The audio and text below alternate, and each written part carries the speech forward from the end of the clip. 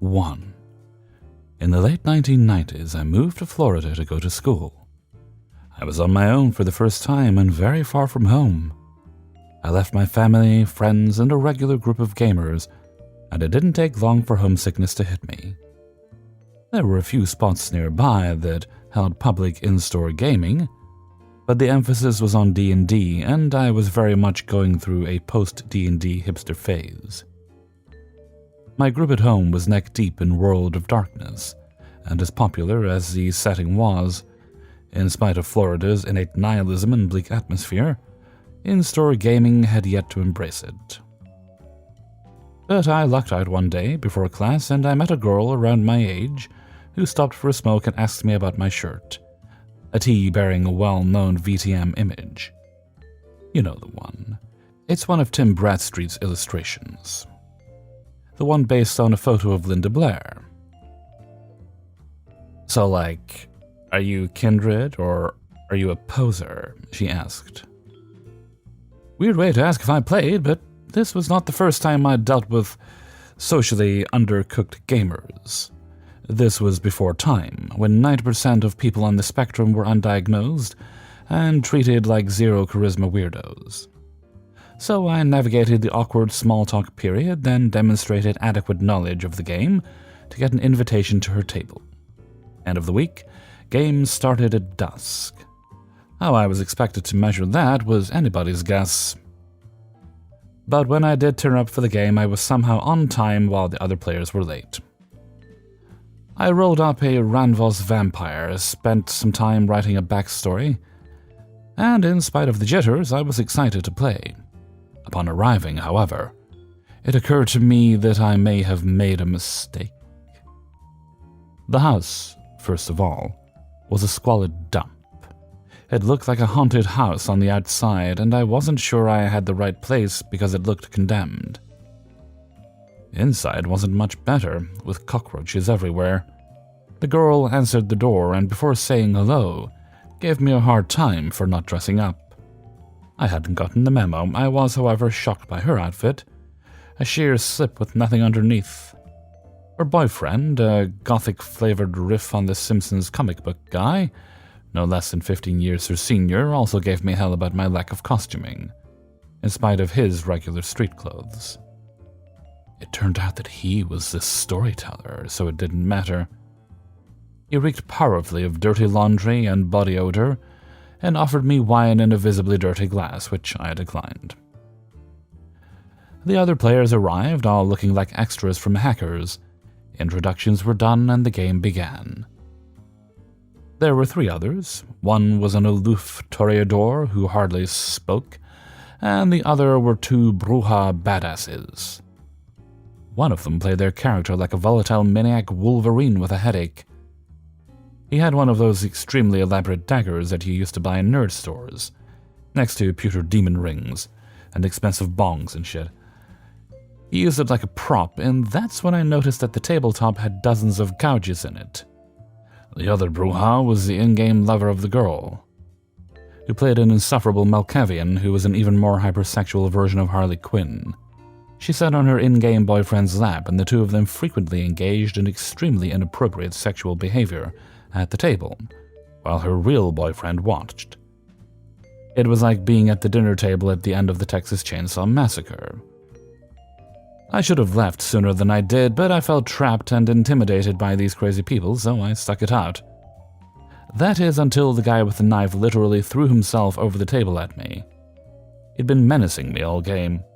In character, of course, and stabbed the knife dramatically into the tabletop several times, but we got into an argument over Carmilla politics, and he seized the moment to come at me, knocking everything over, books, pencils, drinks. Everything went everywhere, and he pressed the blade to my throat. He did this lightly, mind you, but still, what the fuck, dude? No one did anything. They just watched it happen, and I was so shocked that I simply sat there and let him get his threats out.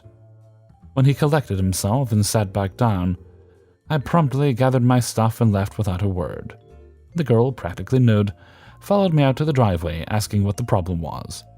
I turned and gave her the hardest look I've ever given anyone, and drove home.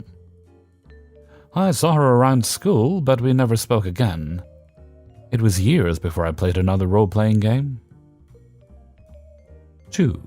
Myself and a few friends of mine go to an ongoing post-apocalyptic game for the first time. Although we ourselves are experienced LARPers, it's a popular game that's been running for several years and even has franchises across my country. But we end up at the original branch of the game. The expectation is a good time, and if not, we had each other to entertain ourselves. There are some hiccups here and there, but it was largely fine until the end. For example, when you come in for the first time, whatever gear you had, weapons, armor, etc., were starter quality, which means that it degraded to nothing after 3 events. One of my friends, John, had been to different branches thrice before. He was going to be our guide. He knew the ins and outs of the system and the genre more than anyone else. Also, his garb was peak post-apoc, with a ripped denim trench coat, a pistol, and a riot shield that looked like a bunch of stop signs welded together. The rest of us came from fantasy games, so our garb wasn't as good as his. Anyway, John had forgotten about the fact that his gear was starter gear. He came into the game with us, but all his stuff was broken. We ran into a few zombies on our way to our cabin, which is a newbie-friendly fight. John cowered behind us, frustrated that he couldn't help us and that he was useless, because his badass riot shield was degraded. Attacks that hit it were considered to be hits on him, so he couldn't even use his prop. In order to repair his items, he needed to spend approximately 30 minutes repairing each item at a workstation that only one person can use at a time, so eventually he did just that. Although it took a while because workstation spots were at a premium. Healing someone's wounds was not as costly, but it still expended resources that we didn't really have a lot of. Ultimately, we worked it out because we made a few low-level friends. We were largely ignored by the high levels, but we didn't really care. That wouldn't be much of a horror story by itself, but it's a great lead into the actual tale. 3 ideas need to be clarified. Main mod. At many combat LARPs in my country, there is something called a main module, or main mod, which is a big climactic fight for that weekend. It involves the whole player base and is a good time, even for new players.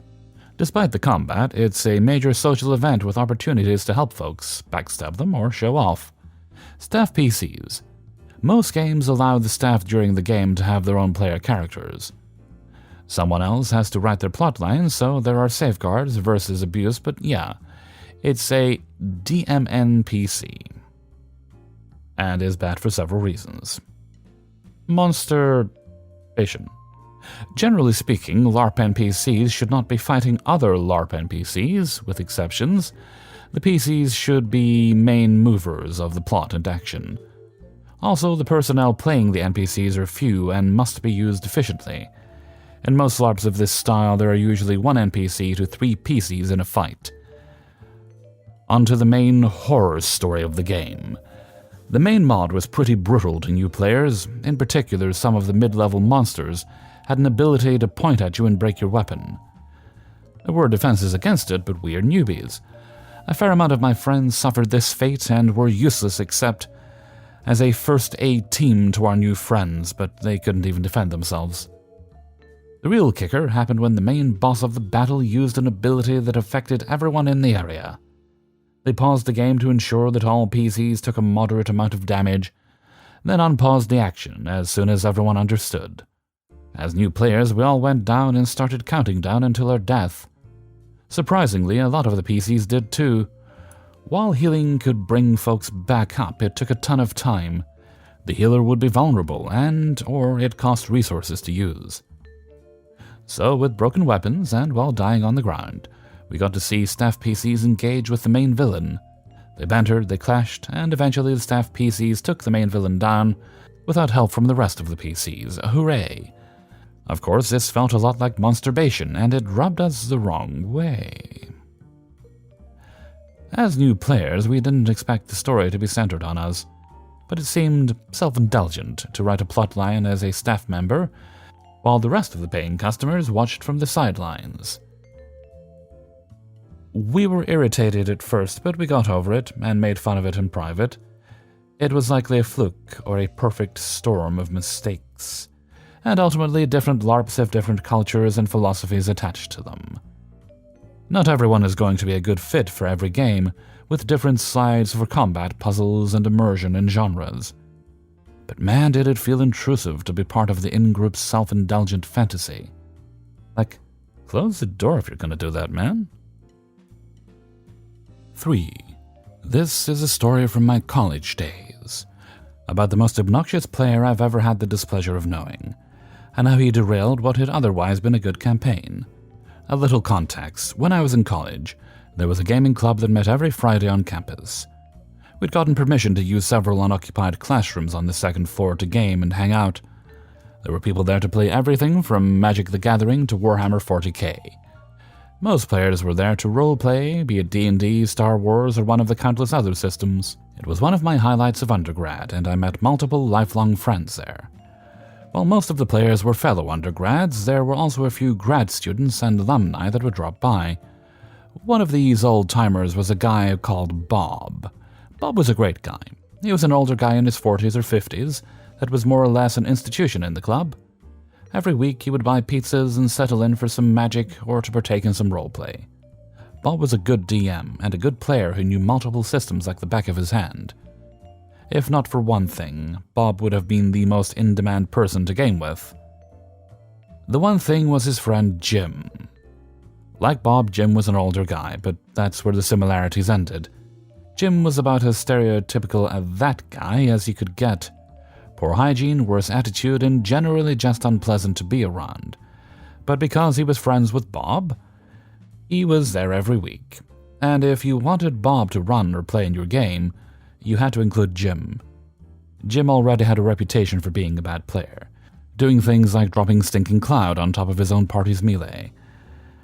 When I showed up to the club, being a freshman though, I didn't know any of this, and ended up joining a campaign where Jim was involved. The horror story.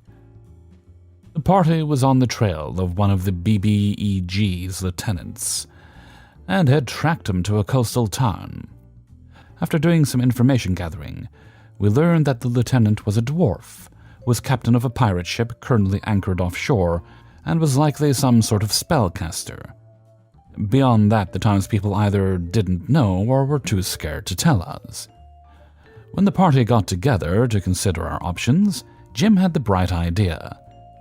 He would take his druid named Snowbird and swim out to the ship, then cast warp wood to open a hole in the hull.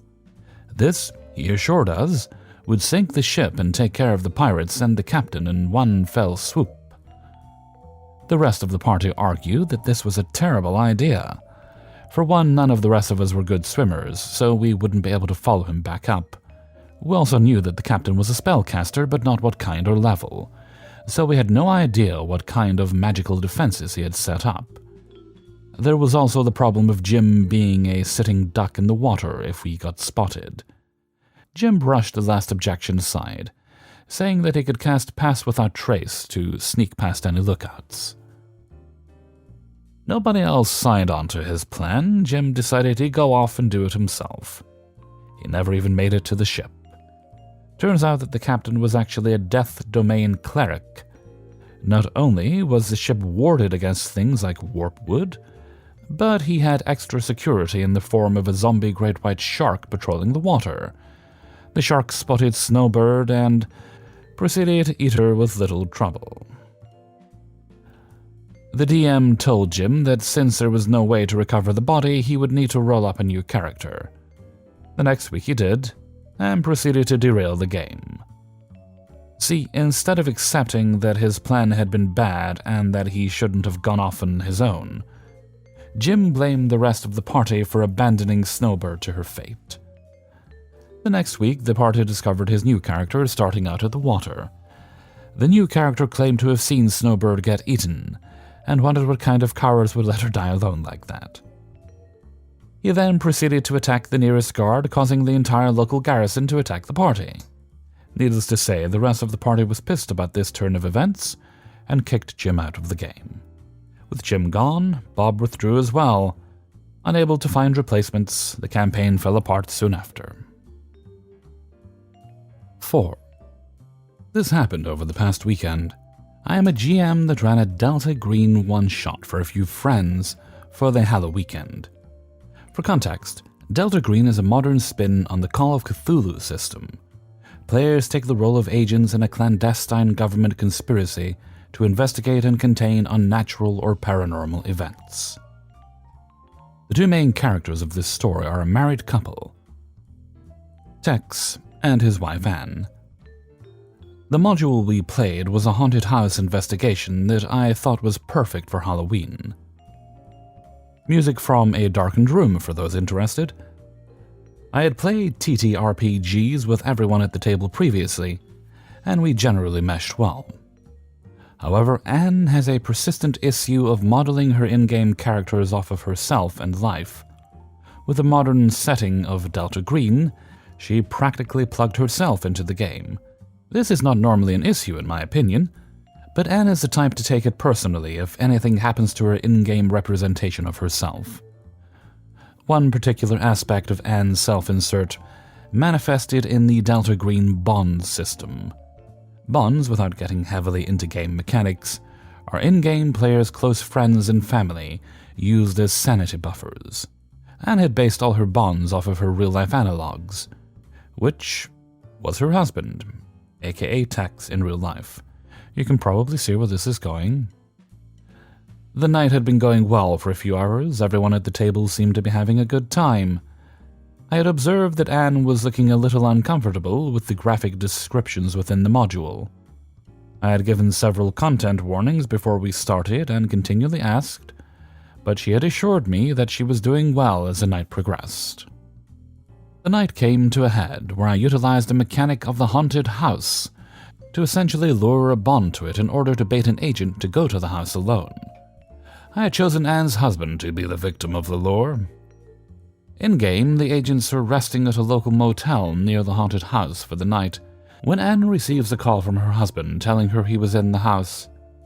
In a hurry, Anne takes one of the agent's 2 cars and hauls ass to the house in order to rescue her husband. The group had noticed Anne peeling away from the motel and promptly followed in the remaining vehicle to the house. Tex is first in and bursts through the entrance to see Anne struggling with an obviously possessed husband in unarmed combat. Tex jumps in to wrest the husband off of Anne. Tex then follows up saying, "I would like to push him away from us, unholster my revolver, and fan fire it into this deranged man."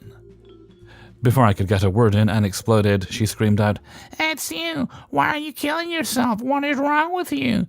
You don't have to shoot him!" And then proceeds to break down out of game and starts crying at the table. The mood was all over the place. Initially, a couple of us laughed at Tex's insane actions, but it went full 180 in the span of a few seconds. A couple of girls rushed to calm Anne, and Tex attempted to placate her by running the usual gamut of, "It's a game," excuses, but Anne lamented that her husband was now dead, and that she felt completely betrayed by Tex. I agreed that Tex's actions were excessive and offered to retcon that portion. I really did not intend for anyone to murder the husband, and the possession would have been easily removed had they simply tried. But the damage was done, and was no longer in a mood to play. So the group settled to watch horror films for the remainder of the night. That led to another flare-up as Anne proclaimed that she was done with horror for the year. I stuck around for maybe half an hour after that, then took my leave as it had gotten pretty awkward after the tantrums.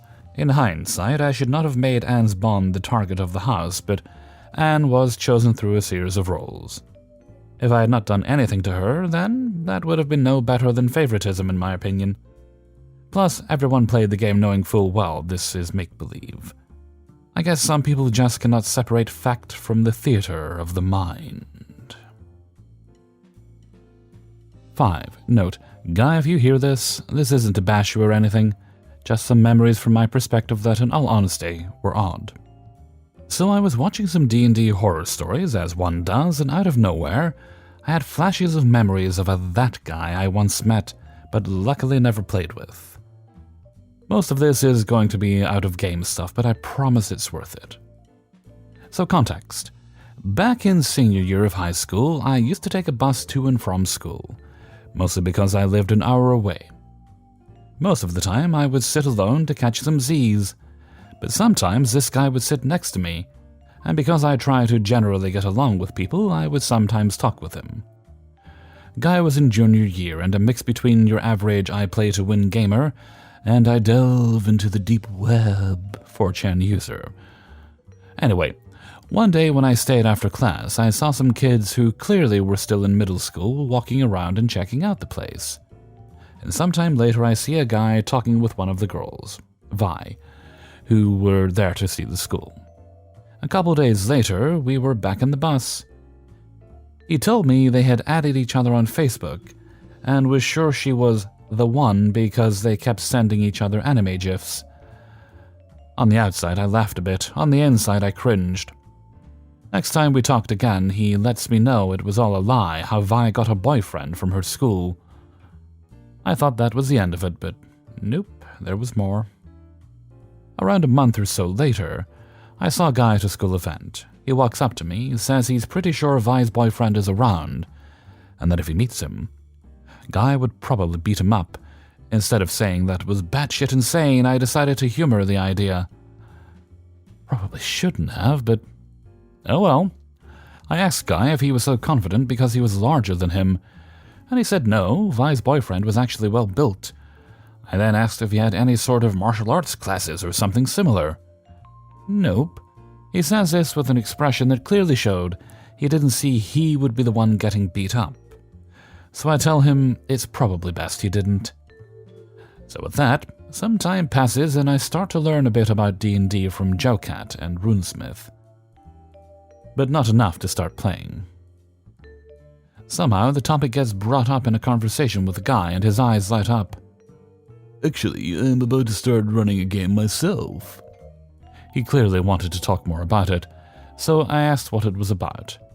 He described it, and from what I remembered, it was a game based on the Resident Evil series, where they would have to attempt to survive with whatever they could find. How it was going to be a difficult campaign where resources were scarce, and the monsters were incredibly tough. He said he was running the campaign for Vi, her boyfriend, and some other friends, and how he wanted to use the campaign to scare Vi. That's when I started to pay more attention, and ask what did he mean. He said Vi was easily scared and didn't like intense violence and gore, so his plan was to include unreasonable amounts of intense violence and gore, and from the way he described it, it would be like the Thing on steroids. From what I gathered, Vi and her boyfriend were new to D&D, and that would probably be their first campaign. I don't blame them if after that they decide to never play again. After telling me this, he mentioned something about having new players and welcoming them, and made a pause. You know, the sort of pause one would make, waiting for the other player to ask if they could join the game. Now, this is before I knew about Nightmare DM's campaigns riddled with red flags, or what that guy was, but I had enough common sense to know that whatever his game was, it probably would be a nightmare to play in. So I said, cool. To this day, I am grateful that I never asked to join. Some bonus information about the guy unrelated to D&D would beat the shit out of his Nintendo Switch whenever he lost its Smash, which would happen a lot. Made jokes about the LGBTQ community, you know the ones. Told me he wished he owned a gun and have someone break into his house to legally be able to shoot him. Complained how most of his class was too liberal. Mostly meant they weren't borderline far-right like him. Hey everybody, Hellfreezer here, and thank you very much for listening to 20-Sided Dunce, RPG Horror Stories, Episode 2. And thank you very much to everybody who allowed me to use their stories in this video. Before you go, if you could please hit that like button and share the video around with friends and family. And people in your D&D group. Go on, you know you want to. Alright, let's see. I don't think we've any announcements today. Let me double check. We do not. Okay, so let's move right along to Hellfreezer's question of the day. And today's question is... Okay, here we go. Here's the question. Took me a minute to think of that. When does your brain start engaging with the holiday season? If you live in an area that celebrates Christmas or any kind of festivities going on around about that time, when does it actually start to feel that way for you? For me, usually December, but the older I've gotten, the less it's really meant anything to me. Maybe it'll be different this year, I don't know, but it seems I become more grumpy and jaded the older I get. But one thing I do like about the holiday season is the food. And although I'm seeing mince pies, little kind of like fruit pies is what they are, in stores now, I will not allow myself to buy a packet until December. Unacceptable to even before then. And kind of acceptable in the first few weeks of January when they're all kind of sold off in the stores and you can buy them cheap. That's just good for the environment. You're contributing by helping get rid of the excess. Yeah, that's what happened. I look forward to seeing what you think and reading your comments below. And with that, I'm going to head off for now. So until next time, thank you very much for listening, and take very good care of yourselves.